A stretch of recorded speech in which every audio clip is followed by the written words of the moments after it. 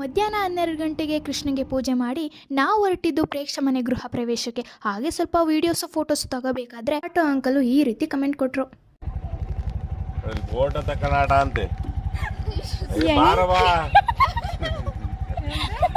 ಒಂದ್ ಆಟೋದಲ್ಲಿ 9 ಮೆಂಬರ್ಸ್ ಕೂತಿದ್ರು, ವಿಡಿಯೋ ಮಾಡ್ತಿದ್ದೆ ಅಂತ ಅಂಕಲ್ ಈ ರೀತಿ ಕಮೆಂಟ್ ಕೊಟ್ರು.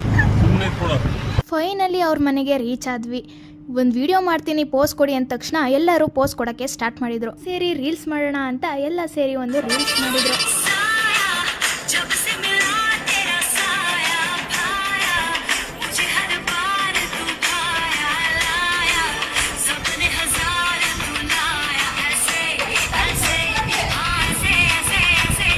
ಈಗಿನ ಕಾಲದ ಮಕ್ಕಳು ಇಷ್ಟೊಂದು ಫಾಸ್ಟ್ ಇದ್ದಾರೆ ಅಂತ ನಮಗೆ ಗೊತ್ತೇ ಇರಲಿಲ್ಲ. ಇವ್ರದೇ ಒಂದು ಯೂಟ್ಯೂಬ್ ಚಾನಲ್ ಇದೆ ಅಂತೆ. ಅದಕ್ಕೆ ಎಲ್ಲರ ಹತ್ರನೂ ಬಂದು ಅಕ್ಕ ಸಬ್ಸ್ಕ್ರೈಬ್ ಮಾಡಿ ಅಂತ ನಮ್ಮ ಹತ್ರ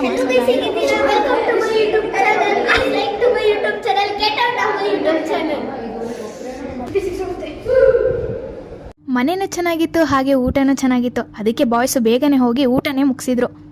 ದರ್ಶಿನಿನೂ ನಂತರ ಊಟ ಅಂದರೆ ಫಸ್ಟ್ ಭರ್ಜರಿ ಭೋಜನನ ಬಾರಿಸಿ ನೋಡಿ ಇಲ್ಲಿ ಬಂದು ಹೇಗೆ ಮಲಗಿದ್ದಾರೆ ಅಂತ. ಅಡುಗೆ ಮಾಡಿದವ್ರಿಗೆ ಇಷ್ಟೊಂದು ಸ್ಟ್ರೆಸ್ ಆಗಿರಲ್ಲ.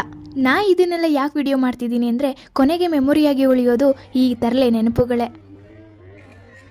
ಬಾಯ್ಸ್ ಏನೋ ಅವ್ರ ಗಾಡೀಲಿ ಹೊರಟೇ ಬಿಟ್ರು, ಆದರೆ ಗರ್ಲ್ಸಿಗೆ ಗಾಡಿನೂ ಇಲ್ಲದೆ ಆಟೋನೇ ಇಲ್ಲದೆ ನಡೆಯೋ ಪರಿಸ್ಥಿತಿನೇ ಬಂತು. ಹುಡುಗಿರಂದಮೇಲೆ ಸ್ವಲ್ಪ ಶಾಪಿಂಗ್ ಇದ್ದೇ ಇರುತ್ತೆ. ಸೊ ಆ ಶಾಪಿಂಗ್ನ ಮುಗಿಸ್ಕೊಂಡು ಜ್ಯೂಸ್ನ ಕುಡ್ಕೊಂಡು ಹಾಸ್ಟೆಲ್ಲಿಗೆ ಬಂದೇ ಬಿಟ್ವಿ. ನಮ್ಮ ಹಾಸ್ಟೆಲಲ್ಲಿ ಇವತ್ತು ಕಬಾಬ್ ಮಾಡಿದ್ರು. ಬೇರೆ ದಾರಿ ಇಲ್ಲದೆ ಅದನ್ನೇ ಎತ್ತಿಡಕ್ಕೆ ಹೇಳಿದ್ವಿ. ಅದನ್ನೇ ಬಂದು ತಿಂದ್ವಿ. ಇಷ್ಟೇ ಇವತ್ತಿನ ವ್ಲಾಗ್. ಮತ್ತೆ ನಾಳೆ ಸಿಗುವ. ಟಾಟಾ, ಬಾಯ್ ಬಾಯ್.